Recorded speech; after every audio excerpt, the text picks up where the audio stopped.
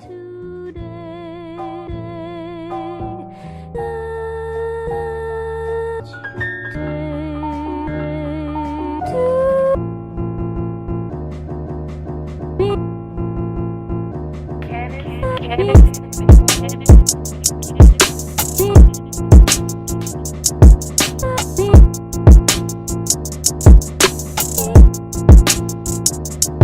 today. I don't know. It is what it is. Yeah, I'm just gonna go with that. Home expected. Yeah, that's fine. All right, cool. I'll get that later. Hello, everybody. Welcome. Good night. Everybody over here on the live stream, welcome. So this is another episode of the Dopemovements Podcast. You know what I'm saying? Which is independently funding the group Positive Change, also run by Dope Movements, where we're trying to actually make a difference one day at a time, finding out what we can do. And yeah, and let's just kick this off, you feel me? Did anyone hear about Terry Cruz's, I don't want to start here, but anyone heard about Terry Cruz's little fiasco, little rant? I feel like there's something new every week with Terry Crews. Like, you can't make this up, you know what I'm saying? You can't make it up. What happened with Terry Crews? Like, that's my man too. I fucks with him. Like, come on, man. I don't even know if I can anymore, bro, because he just trying to speak for the people. He's just not. He can't. Black supremacy. No, that was last week. Uneducated and misinformed. He claimed that there's something called black supremacy, which doesn't exist. It's an oxymoron. It's making him look like a complete moron, and it's just not. So, like, can you tell me like what exactly that he said? It was in a whole video form or fashion. I'll paraphrase, but he was just going along the lines of just misinformation. He was explaining that within each person of color, well, black people's successes, you have to include a white person. I don't think that's necessary. I don't think that is an educated thing to say, especially when you have a voice that has power. Like he does have some influence. You feel me? He's just not the person that I'm looking to speak for the people. And I mean, that's all I was going to leave it at. So he's basically saying like, oh, credit white people for black excellence. That's basically what he's saying. Something like that, bro. It's like it's wrong. He's wrong, but he's right in a weird way. It's a weird. Like how you're saying it to me, how I'm taking it, it's right in a fucked up way. We don't need to include any other race in our own successes. We don't. Right. No, we don't. Control of whatever's going on, but we don't need to. That's not what we're going for. That's not what we're aiming for. That's not the goal, and that's just an unintelligent rant he went on. I mean, you don't have to look at the video. And you have to really look at the wording and how he described it. I don't want to butcher the fuckery that he said because that's literally what it's called. I can't. I don't want to start there, but I just thought I'd mention it. Did you guys see the police reform that was passed by the House yesterday? No. They had vote on some police reform laws about the chokehold, like banning the chokehold in all police departments. Right. I'm not exactly sure. I could send you guys the link. That was always not a thing. That was always banned, but they had to then re-ban it again. Yeah. The House Speaker, she announced it. It was already against the rules to use the chokehold. It was already a thing. They just been pulling that out of thin air because of the last person that they choked out, and Eric Gardner, I believe, when he died. So now they're passing the bill again, and well, this time they better listen. So the vote was 236 to 181. So 236 were for it, 181 were against it. It would eliminate legal protections that shield police officers from lawsuits, making it easier to prosecute them for wrongdoing, impose a new set of restrictions on the use of deadly force, and effectively ban the use of chokeholds nationwide. Okay. So it was that was passed yesterday. This House Speaker Nancy Pelosi, she announced the passing of that yesterday. Question: was the chokehold banned after or before Eric Gardner? After. After, It was okay. banned because of Eric Gardner, but it wasn't like they just suggested against using it. They never made an actual like national bill for it. They were just like suggesting police officers don't do it. Now with this bill, it's technically like illegal for them to do it. Oh, okay. That's okay. It's in the right direction, I suppose. You know. Yeah, it is, but it's like weird how they're just now making it illegal when the current the current controversy has nothing to do with specifically a chokehold. Right. It seems kind of funny. I do agree with the making it easier to prosecute a police officer for their wrongdoing. I honestly feel like there is some injustice in the justice system when it comes to prosecuting police officers at some point, because they favor them because, oh yeah, no, they work for the law. So, so that might, I feel everybody should just, the way the justice system is supposed to be set up is that everybody gets judged the same way. That's how it's supposed to be. Everybody's supposed to have the same ruling, the same judging, the same laws apply to every single person. But that's obviously not the case. Obviously not. So obviously they now have to pass national bills to tell judges like, hey, don't take it easy on the police. Right. Yeah, that immunity. But I mean, they're passing on unnecessary laws too, where they can't even bust drug dealers if they're in the wrong building. If they're in somewhere they're not supposed to be, they have to go through this long series of questioning before they can even arrest that person. And the person can always choose to just walk away without being arrested. So I mean, there's some laws that are just like, Yeah. They're also like passing new laws on like stopping drivers, where the officers now have to ask you, can they write you a ticket or can they give you a ticket or something like that. And if you refuse for the police officer to give you a ticket or for you to interact with the police officer, they're either to just ask you for your name or address or take down your license plate and just send you the ticket. That's if you refuse to, if the police officer now has to ask you, like, can I see your information? Well, they always ask you, can you see your information? But can I write you this ticket? Can I give you this ticket? That's not the issue.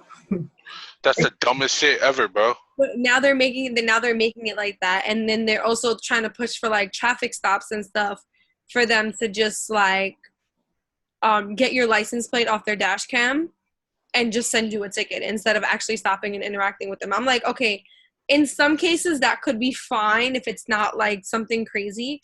But what if that person blew a stop sign because they were way beyond intoxicated and you don't stop them and they keep driving and they hit and kill somebody? Exactly.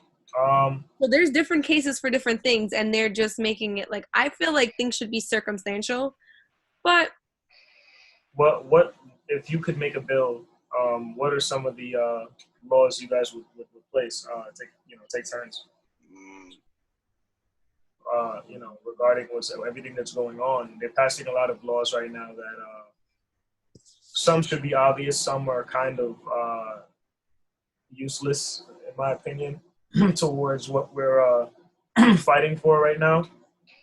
But what are some of the, like, we're here, we're live right now, and this is going to YouTube and everything. So I mean, what are some of the laws? Let's have the discussion, because something that was brought to my attention is that we're not being heard. Like, we're making a lot of noise, but we're not being heard. If we're being heard, then the correct laws would be passed, but it's still the same. It's still the same government. It's still the same group of people who are misconstruing and taking. They're just moving however they want to move and passing whatever, hoping that this calms down and hoping that we put the foot off the gas pedal. But they're not listening, and they're trying to avoid passing the correct laws, preventing them from taking advantage of minorities. Well, people of color. I'd rather not call us the minority anymore.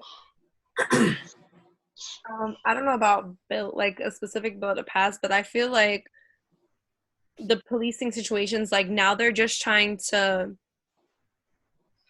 in a whole, change the whole policing, which is fine, which is something the police department does need a lot of reform. There is a lot of reform needed in police departments when it comes to certain ways that the police deal with certain things.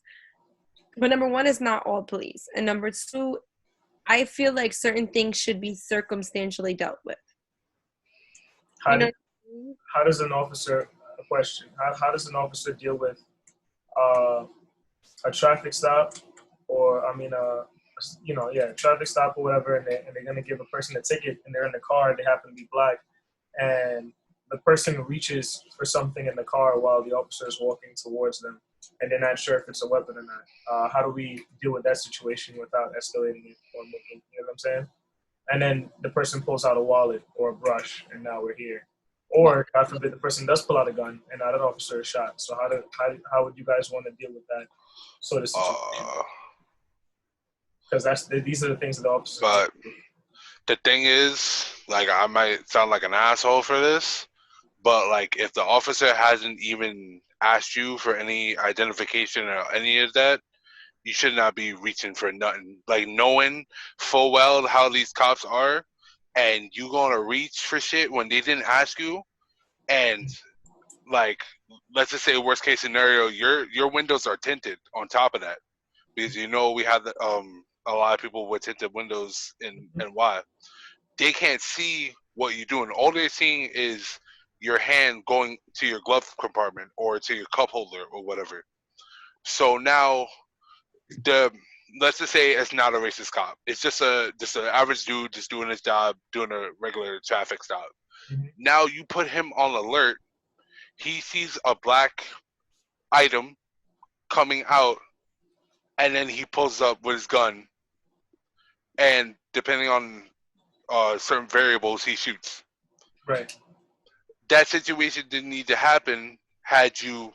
I'm not saying everything is on black people's fault, because like, there's just cops out there that'll just shoot you just because existing.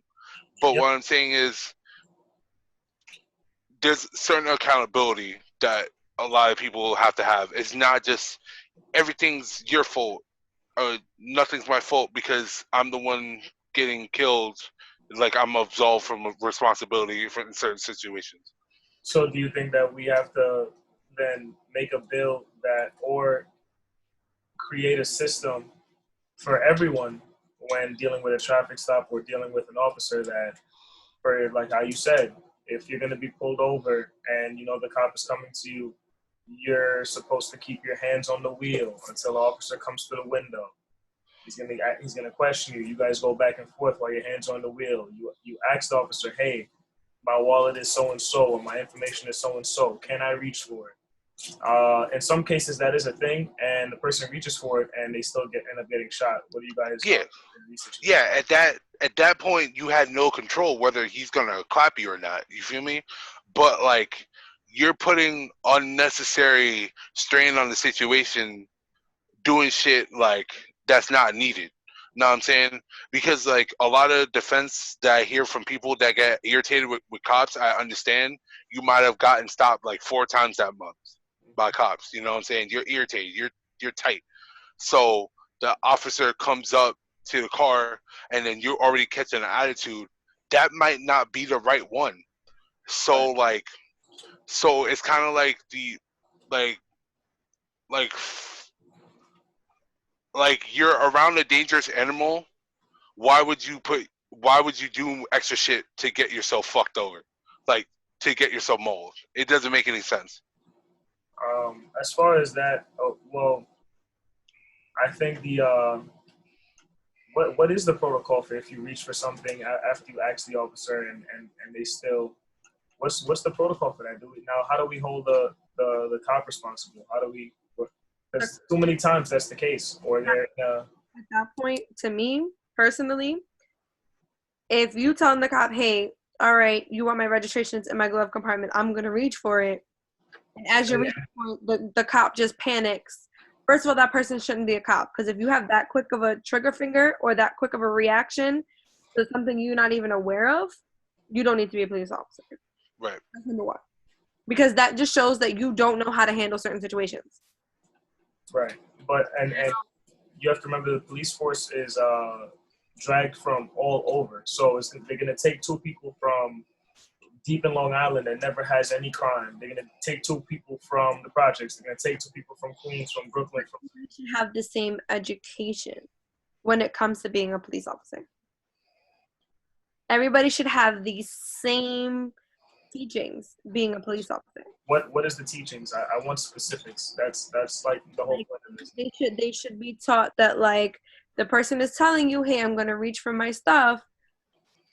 Now, if you see something suspicious, then you have, I'm not saying you have the right to shoot somebody, because you don't. What's suspicious? Give me an example. If you see a gun in the glove compartment, you'd be like, "Hey, can you stop reaching? What's in your glove compartment? Do you have a weapon in there?" Like, the way it's supposed to be done. The way it's supposed to be is if they see a weapon in your car, they see something suspicious in your car, they're supposed to ask you to step out of your vehicle. Seeing a gun or drugs or something is reasonable cause for them to search your car. They ask you to step out. You go stand behind your car or in front of the police car. They search your car. Now, if they find something, they find something. You have a permit for the gun. You let them know, "Hey, I got a permit. It's in my wallet. It's in the glove compartment. You know, you can hear, this is the location I'm saying." If you don't have anything suspicious in your car, then there's no reason for them to search it. The only way that they should search your car is if there is probable cause. If they see something in your car, then they know, okay, there's something in this car. So if you open your glove compartment and they see a gun in your glove compartment, they're supposed to tell you, "Can you please step out of the vehicle? Stop reaching." Now, if you choose to continue to keep reaching, and at that point, they're going to assume you're reaching for your gun. But if you're just reaching for your paperwork and this cop just automatically turns around and is like, shoot you because you're reaching for something, that's wrong. That is bad education. That is a bad person. That is somebody who shouldn't be a police officer, somebody who doesn't know what they're doing, and they were just looking for a reason or an excuse to kill somebody because they're racist. How do you train the government to weed out police officers, people who are racist, from being in these jobs? How do you do that? Because you can always lie on the test. How do you deal with that? If you do extensive psych evals, at some point something's gonna come out, because if you're racist, you would have to be really good to like hide it. So I feel like that would weed out the max majority of people that go into the police force that are not more or less kosher, you know what I'm saying, to be cool in the police force. Because like if you have initial biases against races, that will come out within the psych evals. Okay. You know what I'm saying? So like, let's just say over a period of 6 months, let's just say you have to go to an appointment every week or some shit like that. And then they question you, nobody knows what the questions are, except for a select few to weed out like people intentionally to get people to like say something that they don't mean. You know what I'm saying? But like structure the questions and the sessions to like bring out certain shit. You know what I'm saying? What I don't know if this is. I don't know if this is making sense. It's making perfect sense. My question to you is, are the questions on a test, or do we have a person ask them these questions, and do we switch the person every time and switch the race of the people that's asking them the questions every time and videotape them and see how they react and get a medical professional to analyze that? Yeah, you have to, like, you can't do it on a test, because on a test it's way too easy because they have so much time to respond. So you could think for like, oh, this question, okay, this is probably the right answer, so I'm going to bubble this in. You know what I'm saying? But if I'm asking you a question like, oh, what do you think about Black Lives Matter? Like, you need to have an answer ready on deck. Like, you can't just wait. You know what I'm saying? Right. You don't have time to formulate like a bullshit response to get through the question. Because if wait, what? Do we create physical tests? No, no papers. Only not paper tests, but like training exercises. Exactly. Yeah. You put certain like rookies or people, or even in the academy. Don't even let them get to the streets first. In the academy, do them with these training sessions where they're interacting with all different races of people, all different types of people, all different cultures of people, drug dealers, regulars, non-drug dealers, drunks, kids, adults, elderlies, women, men. You put them in these random training exercises with random real life situations that happen. Because I feel everything in the academy is very textbook. Yeah. And textbook and it's the same thing because I'm in EMT class. The same thing is in EMT class. Everything is in that giant textbook I have over there. Mm-hmm. Everything is textbook. But when you get out in the real world, my first instructor that I ever had told me, he goes, what's in this textbook is not even 15% of what you're going to see in real life. This will help you to know the basics of what you need to do in real life, but every situation is different. Right. Every drunk you encounter is going to be a different situation. Every drug addict, every car accident, every asthma attack, everything is different. So it's the same thing with EMT class. It's very difficult because every circumstance is different. What's an example of a training exercise that you guys would recommend? I have one actually. It wouldn't be necessary. I don't know if you would consider it a training exercise, but I feel like it's a way to strengthen the bond between the community and the protectors of said community, and to weed out any potential biases, and also help out a lot of people in the community that do need help and are struggling. So what I'm thinking is these people that are going to be in the academy or in the academy, they have like community events where like they'll go and help and do charity work, and they'll be observed. They've had that, but you're saying to recommend this method for the trainees in question? For the trainees, so like you'll go to different communities and see how they react with people of like different cultures and ethnicities and whatnot. So like let's just say fucking we're cadets, and then we go to Harlem, and they see me, I'm kind of like iffy around like certain ethnicities while helping, and I'm not as eager, then they'll just like, like take a mental note of that. You know what I'm saying? To add to that, I think we should start also, while doing those training exercises, plant fake rookies, because among the cadets, there's going to be conversations. There's going to be, while they're trying to hide what's going on, they're going to, you know what I'm saying? They're going to end up talking. Someone's going to say something. All right, it's time for lunch. You know what I mean? I can't believe they have me out here helping those people. Well, guess what? I'm actually a proctor. I'm not a rookie. And you're no longer a police officer. Get out of here. Clip. And you know what I'm saying? Like have an inside evaluating them, like somebody that they think is amongst them, but really in all reality is evaluating how they handle the situation. Not just because in front of the bosses and the teachers and stuff, they're going to be like, oh yeah, no, this is fine. This is great, whatever. But then, like you said, amongst themselves, when they go on break or when they're not in front of the teacher, they're going to be talking. Right, exactly. So inside evaluations are good, yeah.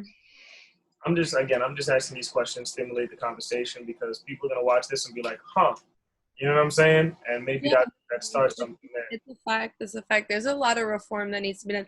And it doesn't just stop at the police department. Nope. The police department is just the front line. The judicial system? The judicial system is a whole nother conversation. Because once it gets to a courtroom, actually, Christian, we were having this conversation the other day about how certain judges and DAs and lawyers are literally just throwing cases out once it gets to their desk because they just don't want to deal with it. There have been certain cases that have gotten thrown out. There was a case that was publicly on the news of this gentleman was walking out of a park in the Bronx. And they seen the handle of the gun hanging out of his pocket. He had the gun in his pocket. The cops stopped him. They used the chokehold or some sort of forceful restraint to arrest him. They stopped and frisked him. That's what it was. They stopped and frisked him because he had the gun in his pocket. And they went to court. He said that they illegally stopped and frisked him, but when they ran the serial number on the gun, that gun was related to 3 murders. But because the stop and frisk is illegal, they threw out the entire case. And they never investigated the murders on the gun or anything. They just confiscated the gun from him, let him go, and the judge threw out the case. And therefore, they can't try those crimes. This case, excuse me? Oh, no, I don't want no parts of this. And the judge threw the case out. Because now these certain cases, the judge is damned if they do, they're damned if they don't. If they side with the people, everybody's going to say they're against the police department. If they side with the police department, they're against the people. If they're in a catch-22, these judges, the DAs, the lawyers. There is no damned if you do it, damned if you don't. It's just justice. That's it. Just do the right thing. So, but that's a lot of them are feeling. They feel like we're damned if we do, we're damned if we don't, because we're going to get backlash if we side with, with one side, and we're going to get backlash if we side with the other side, if we whatever, no matter what choice is made or anything. And that's the problem with the judicial system. The judges are not thinking about what is just and what is fair. They're just thinking about, oh yeah, well, if I side with, it's not about taking a side. If the officers approach the person in question and they see the weapon, that's reasonable suspicion. They have, in my opinion, the right to stop and frisk you if they think that you have a weapon. Now, they can be charged with, depending on how forceful, of course, because I don't want them breaking bones and thinking all that stuff is a go. But if you stop, they frisk you, they get a little rough with you, whatever, because, they got to search you or whatever, fine. As long as they don't break no bones, as long as they don't leave you all black and blue, cool. There's a way to go about that. Depending on how much you're fighting back, if you're fighting back based on the cameras, because we've seen they're saying that you're resisting and nobody is resisting and they're just beating people up and they're bullying people. So you don't fight back, they stop, they frisk you reasonably based on the video, and they find a weapon on you, cool. That's legal. If they beat you up, they break bones, they will be charged on a separate note. If they beat you up, they find a gun and it has 3 murder charges, the DA there should be a law in place that forces all DA, if they cannot drop cases. They can't just drop cases. It should be a bunch of guidelines that we can get into that prevent a DA from just dropping a case. And if they do, then they can be prosecuted for doing something illegal there, because now you're not looking into something that's you know what I'm saying? And you're right. There's just the judicial system is completely corrupt. We can get into that even with the kids at the border that they're holding hostage and trafficking, because they're trafficking them, and that's another problem that's really eating me alive. But one thing at a time. But you're right, there's a lot of different bills that need to be passed, and they're over here passing bills like, oh, please don't choke people, which is fine. That one's good. And they're passing bills for, what else did you say they passed the bill for? to make it easier to prosecute a police officer for their wrongdoing. I mean, that's fine too. But there was another one that was useless. There's something asked the questions or whatever. Yeah, forget that. And they need to focus more on those other things we were speaking about just now. Christian, you have some bills or whatever that you want to chime in? Me personally, I think a lot of shit that's coming out, like, in terms of, like, police brutality and, like, increased police presence within our community, I feel like there should be a bill against privatized prisons, bro. Like, that shit is ridiculous. That is ridiculous. Because the thing is, the only reason why a lot of these people are getting locked up on petty shit, I'm not saying it's completely, like, everybody's completely innocent, because that's ignorant of me. But what I'm saying is, they're so eager to lock people up over stupid shit because these privatized prisons have a contract with the state. So what happens is, if they don't fill occupancy by a certain time, or whatever the case may be, not even that, they get fined. The state gets fined a certain amount. So they figure it's easier to have these quotas, like ticket quotas, arrest quotas, shit like that, because that keeps people going to these prisons, so they're not fined. And the next call that we do, I don't want to cut you off. I want you to keep going. But the next call that we do, since we're going to focus today on the town meetings and all that stuff, we'll get into that later. But we're in a good combo right now. Let's start writing down different laws and things that we feel should be passed, and then let's run it by more people. Let's get more things in place, and then let's push that. Then we can push that towards the meetings one by one as we steadily go up. That way we have the real laws and the real bills that we need passed. You know what I'm saying? Go back to what you were saying. Yeah. And then the thing is, it's weird because me as a person, if I were gonna commit a crime and go to jail, I'd rather do federal. Because if you're in a federal penitentiary, they'll treat you better than the state prisons. Mm-hmm. Because these state prisons are trying to maximize profit. So they're going to give you the shittiest food, the shittiest things in terms of, like, healthcare and education. They're not spending on all that, because the main reason why they want the shitty atmosphere is because you're more likely to come back, because you feel like you can't do nothing else, you can't do nothing better. So by the time you get out, let's just say you do a 10-year bid. A lot of shit can change in 10 years. Mm-hmm. And as is, there's not a lot of opportunities for people that are ex-cons. Granted, it's supposed to reform, and it's not built like that. It's supposed to reform you. It's supposed to set you straight. It's like when you get put in timeout. You know what I'm saying? I mean, of course, if you do murder and life sentences, okay, and you could still, even in life sentence, become a lawyer in jail and fight cases. My mother was just telling me that you could fight cases with a life sentence as a lawyer in prison for other people, so that they don't have to face their cases, because you're not getting out, but you can still do that and make your money and then send it to your family while you're in jail. Right. It's about reform, and it's not and the government isn't making it about that. It's about money. Who did fed time in Virginia, and he wrote a book and had it published. You know what I'm saying? He wrote a whole love novel and had it published while he was in prison, in Fed prison down in Virginia. I'm not gonna say all again, because that would be ignorant of me, but most people don't want to do wrong. You know what I'm saying? Most people don't want to be in the situations they're in. The messed up situations that they're in. They're just given some options, and they made some choices. You know what I'm saying? Right.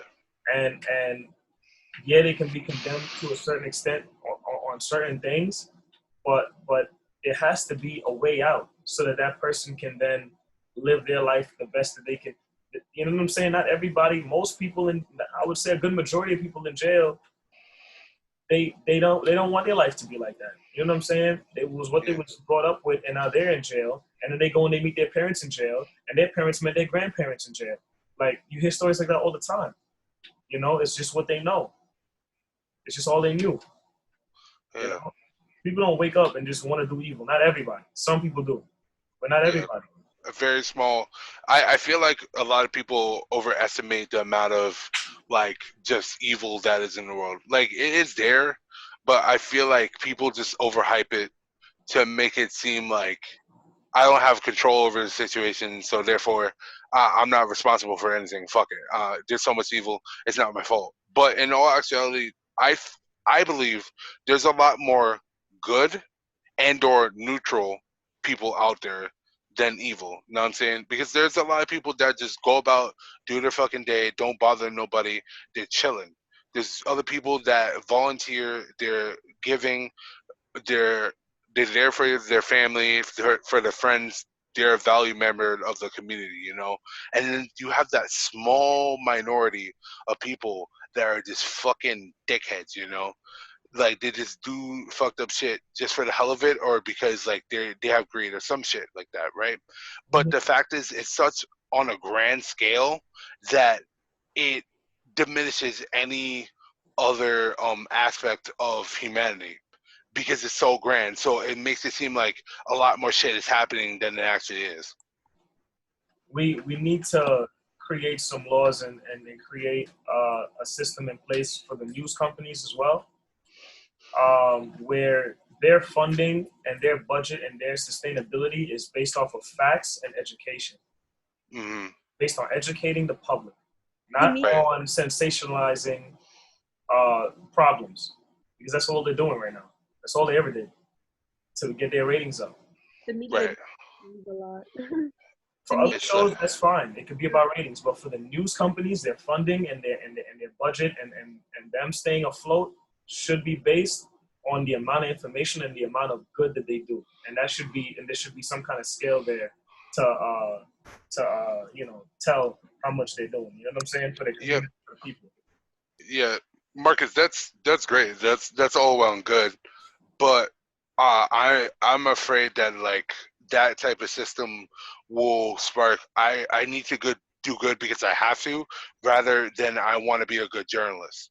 So I want to see if we can develop a system that we can inspire journalistic integrity among the medias, without like having a threat of like, oh, if you don't do this the right way, then you're gonna be fined or this, that, and the third, you know, because like threatening people or like punishment will only get you so far, you know. Yeah, I know, but it's just I can't. I feel like right now I can't trust the public. You know what I'm saying? Like there's just so much going on. Like, but I mean, I don't know. I mean, how what would you recommend? What would you recommend? That's the thing, because like it's very hard for me to think of what would make people want to be good, like aside from like personal gain, you know, because that's just how we are, and now how that business is.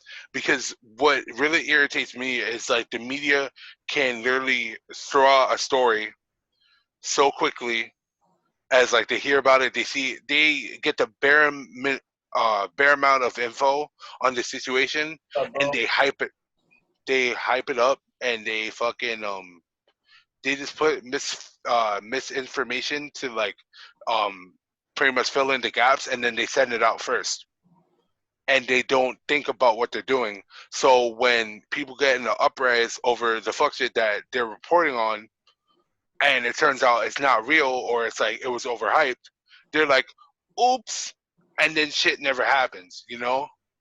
Yeah, it's difficult, and then there's bribing and everything, so involved in all of that business. So it's really hard to keep track of what's going on because so many people are going to be hush-hush based off of money, and that's why I went the route that I did with the almost, it's not a dictatorship, but it's like you have to be held accountable on some end. The same way with the police, because you would hope that they would have integrity, but a lot of, not a lot, but it's evident that a good portion don't. And so we have to put these laws in place and punish now people who aren't doing right, because you should just know to do right. You know what I'm saying? So I feel like we have to hold the same accountability with all these other companies. You know what I'm saying? It's not, like you said, it's not just police, like you guys said. So That's why I went that route. Most people do good and expect to be rewarded for it, especially in today's society. That's a big fact, Eric. I mean, if you want to hop on, all the information is out there. Now I'm doing the live thing, so like, it's two different. You know what I mean? No, but I want to hear what he said though. No, he said most people do good and expect to be rewarded for it, especially in today's society. And Yeah. It's like, for me, that's definitely a struggle that I can identify with, because for me, like, I don't know if it's the same with you guys. When I do like good deeds, like, I have the thought of like, oh shit, I might get something out of this, but like, I kind of feel bad about thinking that. So like, it's weird. It's like a weird cycle where like, I don't want to do things for gain, but at the same time, like, I'll think about it, so I'll end up doing like extra shit, and it's just like it's a repeat thing. It's true. Same here. You know, a lot of times I just do things off of the strength. But there are times when, you know, you do something and you hope that there's going to be a reward for it. But when it comes to things like this, sometimes you got to put your foot down, especially when it's starting to affect lives. You know what I'm saying? Like, lives are being lost in the process of this. Lives are being ruined in the process of this. And it's not benefiting anybody in the long run either. Because if everyone's doing well, they have this stigma that if everyone's doing that, everyone can't do well. Someone has to suffer in order for others to gain. But that only happens when you have greed, because it's true that there's not enough money to go around. But if we were to split the money evenly, then we would all just have maybe like a decent house and maybe a few different designs on each person's house, of course, customized, but it'd all be the same. It would all be the same size. It'd be small. No one would have the mansion. You know what I'm saying? No one would have but that's kind of how America was built. It's like, you know, you build your way up. Some people got to lose. That way you can win and you gain all this. Tupac said something along regarding that situation, where he's like, he never understood how you could be rich and then want to buy a house with like 18 bedrooms and it's just you and your family, you, your wife, and your 2 kids. Like, why do you need all that? You know what I'm saying? Like, right. Just buy what you need. And if you want to invest the rest, fine. But like, do your part and help others who don't have. There's so much. He said there's so many people who don't have. Paraphrasing what he said, and you're over here doing the most. Like, give the mansion maybe to like the needy or something. Make it into one of those houses, and you know what I'm saying. Like, you don't need that, bro. You know. Nipsey was doing around his neighborhood, and Nipsey was the old like rundown apartment buildings or the old rundown lots and stuff. He was taking those and using his money and building like rebuilding the apartment buildings, revamping them, building apartment buildings, and he was trying to build up his community, his neighborhood, and his clothing store. Some of the profit from his clothing store was going towards that, building up houses and apartments and stuff in the neighborhood for people who needed it. Eric just brought up another good point. He said, I believe most Americans would not be willing to split the money equally because they'll see it as a communistic ideal. And that's a really good point. That's a really my problem with communism, just of the history of it, because our government is not even acting right when we have like this capitalist society, where you're supposedly good to go if you work hard and like you're just diligent and you do everything you're supposed to do, right? Yeah. So now you have this society where everybody's being treated quote unquote equally, but a lot of times the powers that be essentially make everybody ground floor dirt level. Yeah. And then they're basically gods. You know what I'm saying? So I feel like communism would be the erasure of like the upper middle class and the middle class, which is kind of scary because it's already kind of being erased with the economic problems that we have in our country. So like, I wouldn't necessarily trust this government to be successful when it comes to a communistic framework. I feel like we got to be somewhere in the middle, man, because when you leave it up to the people, so far. I mean, it's got to be somewhere in the middle for now, at least, because leaving it up to the people, I don't feel like we've been going, and we haven't been doing right. I mean, if we can continue pushing what we're pushing, yeah, and if we can put the right voices in charge, sure.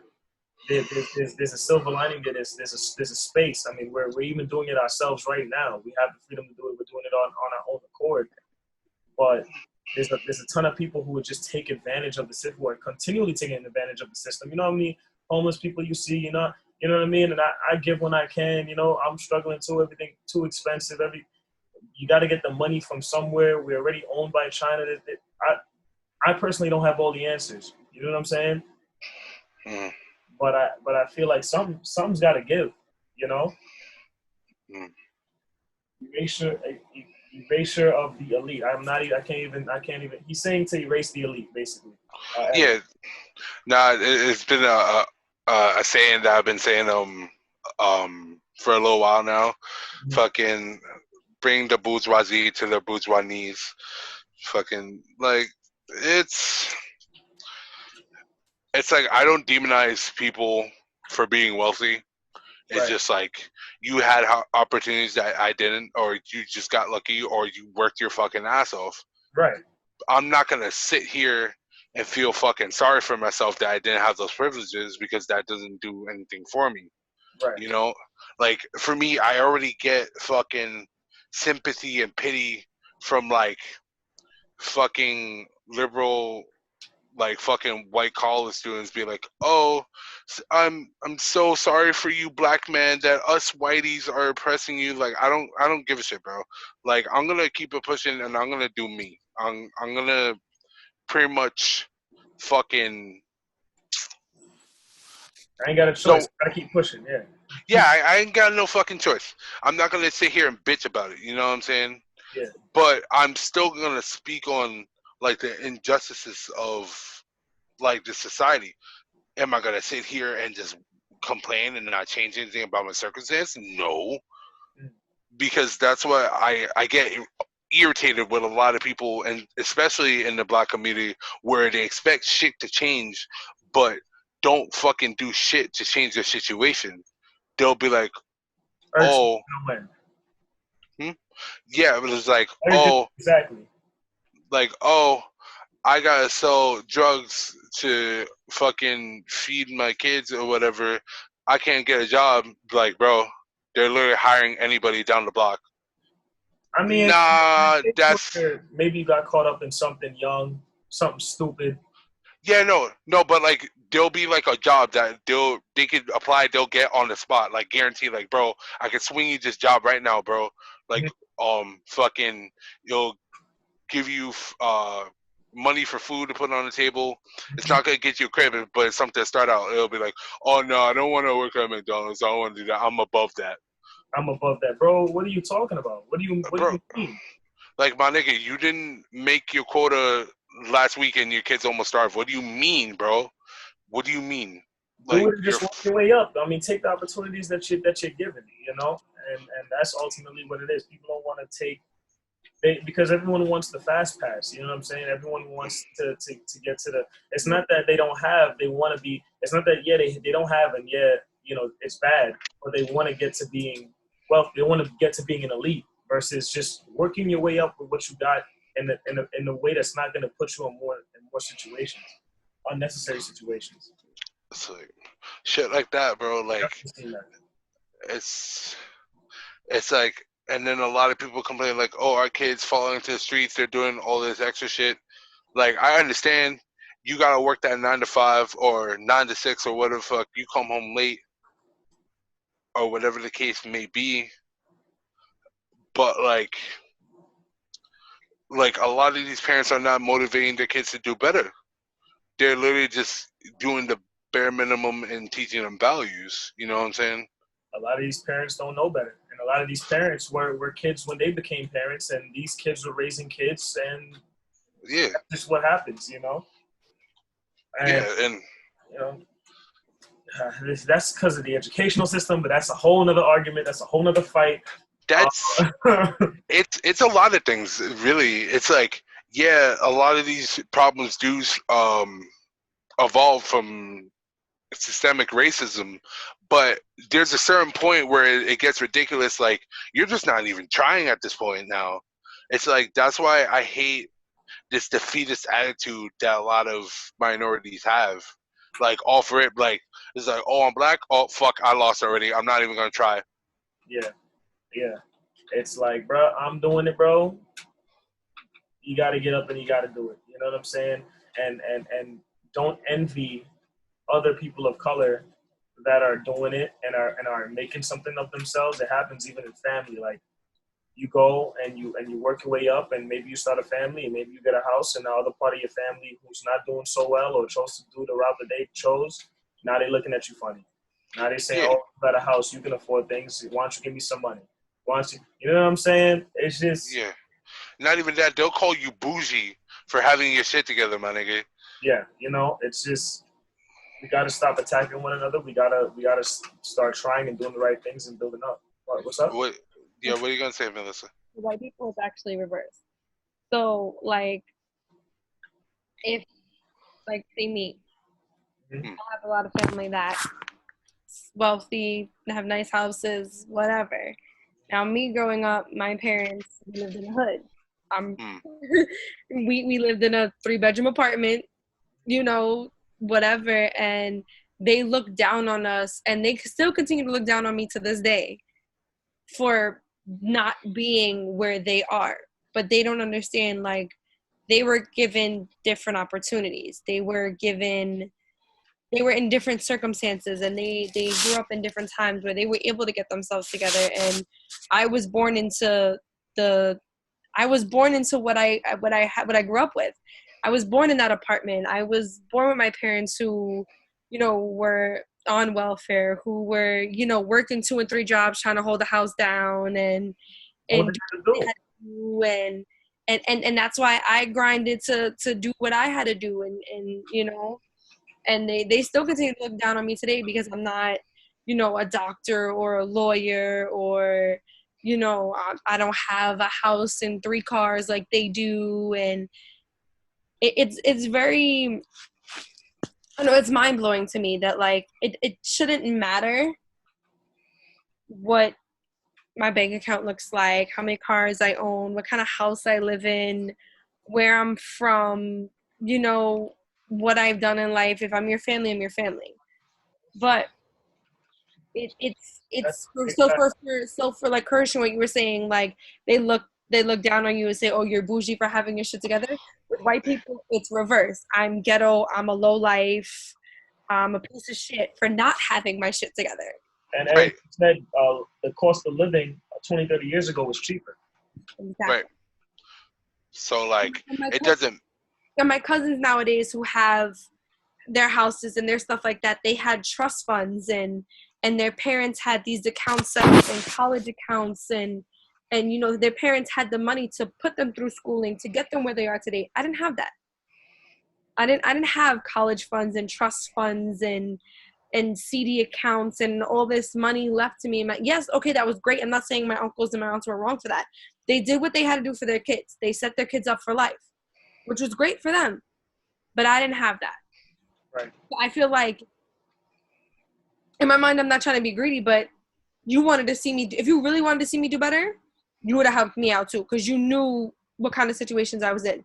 You could have, hey, niece, instead of for Christmas handing me a Barbie doll, hey, niece, here, look, we set you up a CD account. You start putting money in this, you can't touch it till you're 21. And that's it's as simple as that. Like, it was as simple as, here, we open a CD account for you. You can't touch it till you're 21. You put money into it, it grows. But there's certain practices that have to be taught in society and families so that you win. And that's just reform across the board that needs to be changed. That they weren't necessarily taught. I mean, I just saw a post about parenting and how you should open up a credit card for your kid and start to use that credit card maybe for their baby things or whatever the case may be, to build them up credit from young, so that by the time they're ready to, you know what I mean, they're 18, whatever, their credit score is up there. And you did the responsible thing in that way. There's different boss moves that as a people we got to start adopting. You know what I'm saying? And just putting each other on. Yeah. And like for me, it's funny because like growing up, like I wasn't the richest. Like it was just me and my mom living together. Even though my dad was still in my life, he still sent child support or whatever. But like more or less, it was just us two. You know what I'm saying? So like she made me believe that like we were like pretty much middle class, nothing was wrong. You know what I'm saying? She would have trouble with bills here and there, but like it wasn't like, yeah, it wasn't like out of the ordinary. I didn't really see something was up until like maybe middle school, like the end of middle school, like I started to. But like the thing is, she already like took out a life insurance policy like hella long ago and put hella bread, like she put like bread in there so if anything happened to her, like I would be taken care of. She told me about this and I'm like, oh shit, that's okay. I didn't really expect that. And she's like, she told me an amount and I was like, bro, what the fuck? Like, it was a significant amount of money. I'm not gonna say specifically what it is. Oh, don't put your business out there. You know what I'm saying? There's evil people out there. Yeah, you're right. Even if they were to kill my mom, they wouldn't get the money regardless. Anyway, but the point is, like, she didn't have much. She had a little bit of extra money, like at the end of the month, but it wasn't like crazy. We weren't like quote unquote comfortable. You know what I'm saying? Right. And she was still able to build up that kind of thing for me just so I would be taken care of. So when people say like, oh, I can't start this, I can't put shit away for the future, I need to like use, I think that's bullshit because like if there's a will, there's a way. Unless like you're making like the bare minimum, like dirt, like money, like you could put away. It's just the fact that like you want a semblance of a normal life and you want like the extra luxuries while you get them. Sacrifice. And you're not, yeah, you're not thinking about the sacrifices. But you know that's taught. You know what I'm saying? That's just a lack of education on how to move. You know what I'm saying? A lot of people are really not good with finances. I'm not the greatest with finances. We're all learning, and we all got to start putting each other on, and we got to start talking about that too in another call. Good financial moves.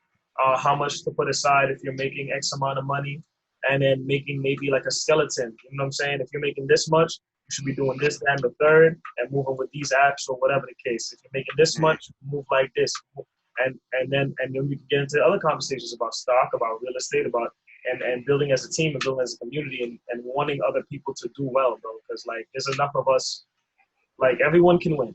I'm convinced that everyone can win. There's so many people losing. You know what I'm saying? There's enough people losing. We can all win.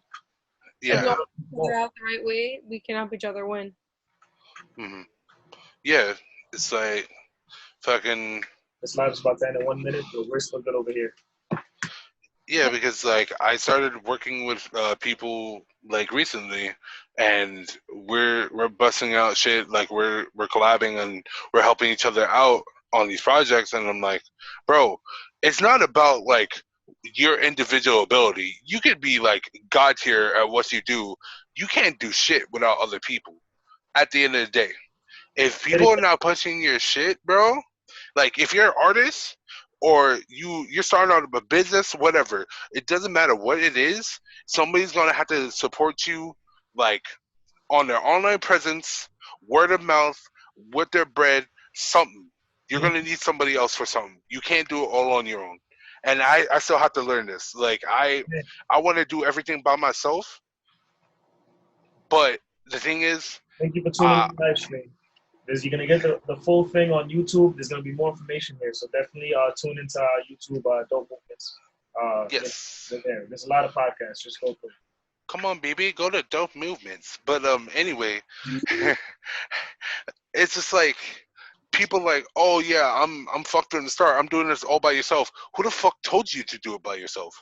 Like, a lot of people will literally go on trying to do, like, everything, trying to save the world by themselves, when they didn't even ask in the first place.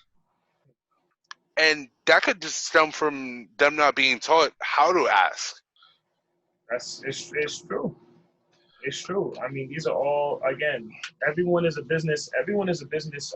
It's an entrepreneur, whether you like it or not, no matter what you're doing. You know what I'm saying? In life. you just that's just how it is. I mean, at least here, we're not dealing with communism and other things. I won't say that everyone has the equal opportunity, but yeah, it's just while we're here, we can make certain things happen. It's just about the information and acting on that information and having a team that helps you stay disciplined, because it's hard to stay disciplined alone. It really is. I mean, some people do it. Some people are more capable of it. Sometimes the struggle forces you to be more disciplined, which is in a lot of cases our strong parents were forced to do it. That struggle made them do it. Seeing us there and having to take care of us made them do it. But you know what I'm saying? Sometimes some people break. Some people are not built for it, and they need that support system. And that's what I hope that we can start to build more people. I want more people in this call. I want more educated people here and talking and reaching out. And you know what I'm saying? We're doing this every week, Fridays. Let's bring more people. Let's get more people involved, and let's start teaching each other how to move, because I want to make money. I keep saying it over and over again, but I want to make money for the right reasons. Though. I want to make money so I can help my people, so I can make sure that I'm straight, and so I can help all of my friends and help other people that don't have. That's why I want money. That's why I'm working. That's why I'm doing it. Because I realized already that I can't see everybody struggling like this. It bothers me.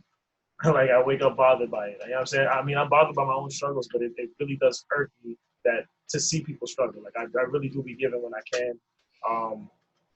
I'm all jokes and I'm all for the roast and all that other stuff, and all that stuff is great.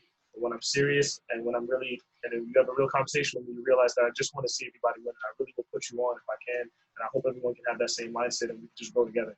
You know, I don't know where it starts. If it's politically or financially or whatever, but there's so many ways nowadays to make money. Like with the internet now, it's ridiculous. With the internet, it's so many ways to make money, but it's just about utilizing it and putting the time and effort into doing it, and doing it the right way where you're gonna make money. Yeah, it's like I feel like the way to go about making change is honestly us just as the people uniting and getting capital. That is like the main thing, because if we control the dollar, we control the companies, and the companies control our government, and the government is going to have to listen to us. But we have to own land, which was another conversation I was having with my family. We got to start owning land.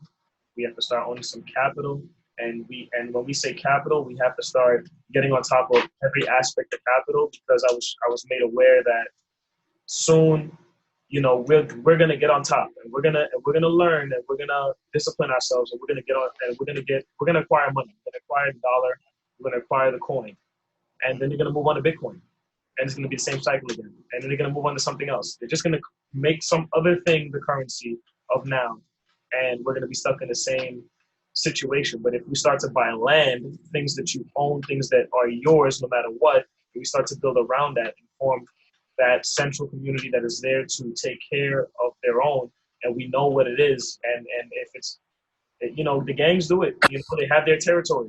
You know what I'm saying? If we move like that, not in violence, but I'm just saying, if we move like that, where it's like, yo, no, I'm dying for mine in a positive way, then then we can make this work. But we have to have unity. We have to be committed to one another's success. You know what I'm saying?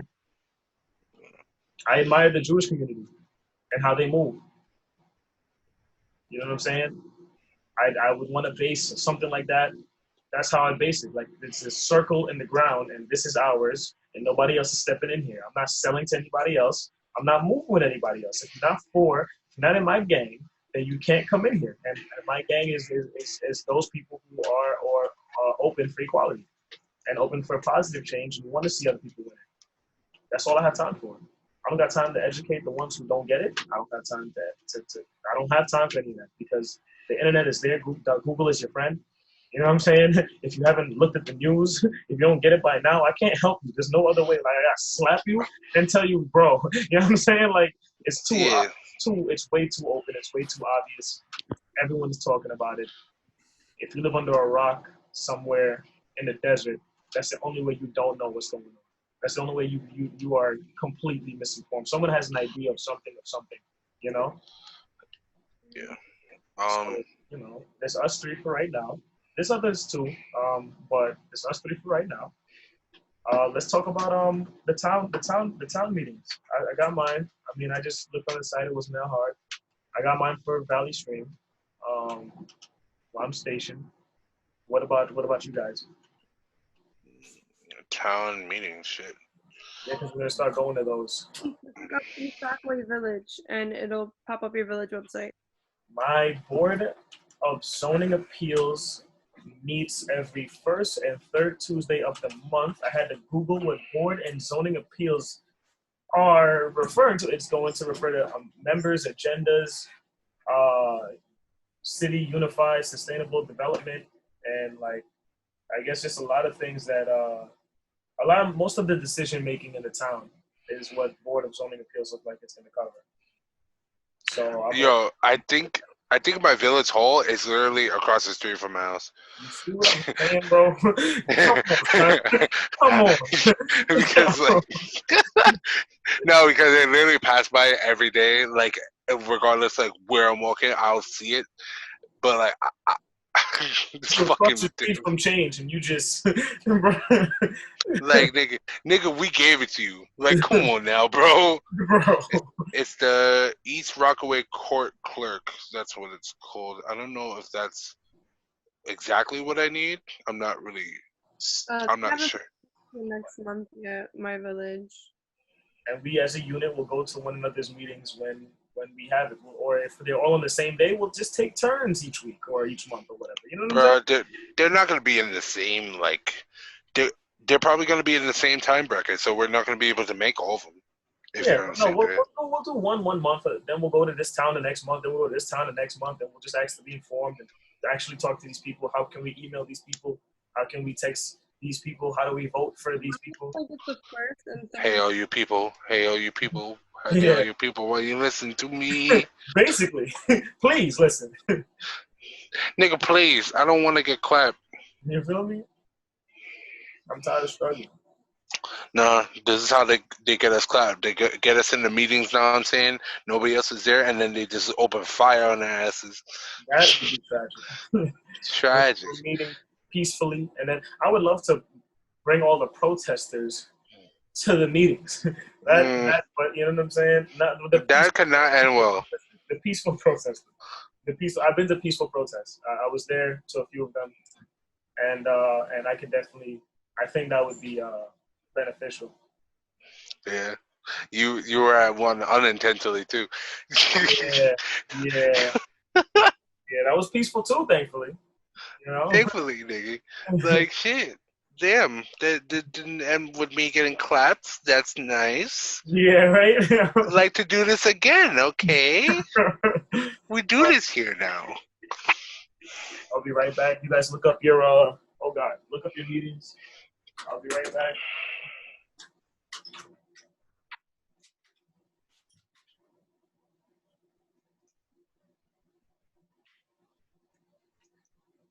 Meeting schedule. Well, they're probably suspended now, though. 5:30. Where that's a work session. Oh, yours is with mines. Yours shit. in the same town because I'm looking it up. It says Lynbrook/East Rockaway Herald public legal notice. Notice is hereby given. The Village Board of Trustees meetings will be held on the following dates in lieu of the regular scheduled meetings at 7 p.m. at Village Hall 1, Drive, Lynbrook at 7 p.m. July 20th, August 17th, and September 14th.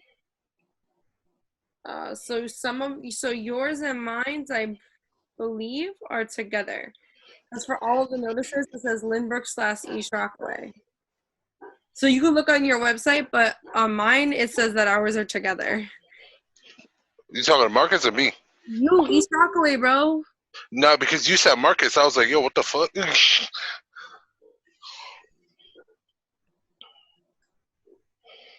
Alright, then we could just go to those. Wait, would you be going to my town hall or would I be going to yours? They said here in Lynbrook. One across the street from the theater. It would have been late if I could have just went across the street and be. You can look at. Did you find yours?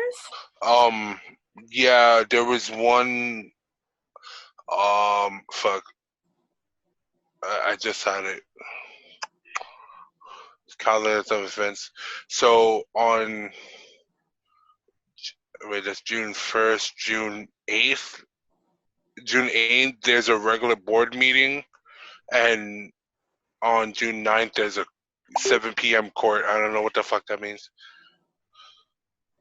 Oh, I think it's just the Board of Trustees meetings are together.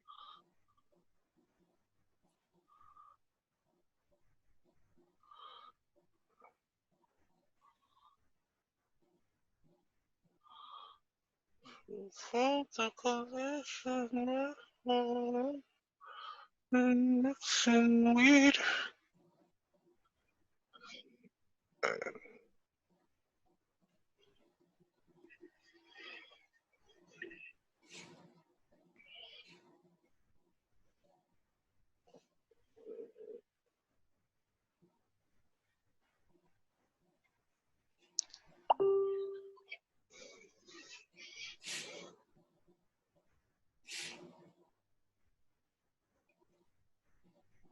And so this says the summer Lynbrook Village Board of Trustees meetings will be held.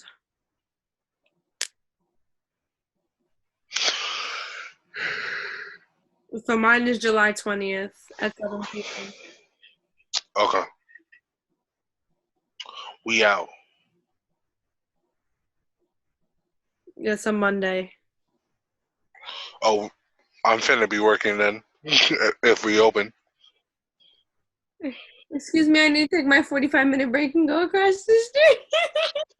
Yeah, bug. You guys sitting there eating less fucking spicy chicken sandwich, listening to these niggas talk about the fucking laws and regulations.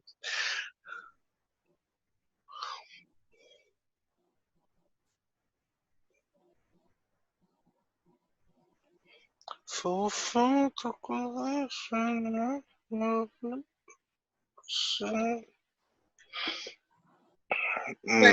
Just on a video, just on a just.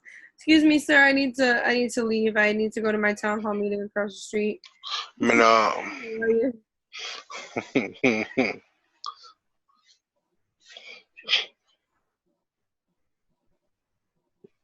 this is town of Lynbrook. You should come to the meeting too. But they're gonna look at you saying that shit, be like, "I'm off break for you." You know how it goes. I'm off down for you. You know how it goes. Come back later on my youth. That does.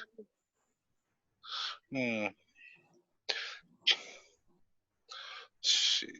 I can't believe Huey got killed. I'm not gonna pop, lock, and drop it, and they pop, lock, and shot him. Damn. I'm not gonna act. Make it roll. What you pop, lock it for me, baby. You can show. I'm not gonna act like I knew, man. I'm not even gonna act like it. You remember that song, right? I probably, if I heard the song, yeah, but like I probably. Everybody's listening to that song right now because he died. Yeah, it has over 50 million views. 50 million views? You guys got clout? No. Did you hear the rapper Huey, the one that made Pop, Lock, and Drop It? Mm-hmm. The song Pop, Lock, and Drop It. I remember. He got shot last night and killed. Oh, yes. He got clapped. We're talking about that. So the Board of Trustees meeting for Lynbrook is July 20th at 7 p.m. It's a Monday. Okay. Christian, when did you say yours was for East Rockway? Mine was July 8th. Wait, no. Because like how it's structured, the calendar is fucking weird, bro. Oh no, this is June. This is some other shit.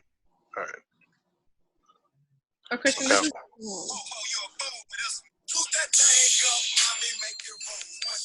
Oh. Okay. No, I need. Girl, let it show what you got.